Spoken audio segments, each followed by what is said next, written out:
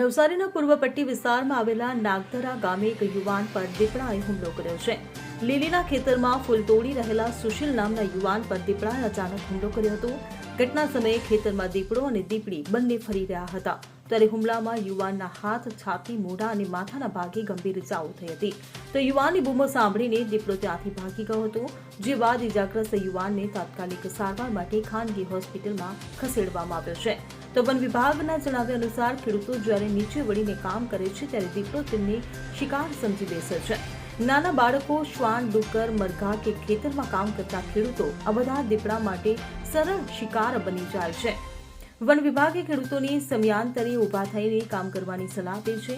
તો ગ્રામ્ય વિસ્તારના લોકોએ સુરક્ષા માટે પોતાના ઘર પાસે સીસીટીવી કેમેરા લગાવવાનું શરૂ કર્યું છે। આના કારણે દીપડાની હલચલ કેમેરામાં કેદ થાય છે અને વન વિભાગને પાંજરા મૂકવામાં સરળતા રહે છે। નવસારી જિલ્લાના પૂર્વ પટ્ટીના ગામડાઓમાં દીપડાની વધતી વસ્તી ચિંતાનો વિષય બની છે। સ્થાનિકો માને છે કે દીપડા સાથે સહઅસ્તિત્વ માટે વન વિભાગે જાગૃતિ અભિયાન ચલાવવું જોઈએ। જો કે દીપડો ખેતીને નુકસાન કરતા ડુક્કરનો શિકાર કરતો હોવાથી ખેડૂતોનો મિત્ર પણ ગણાય છે।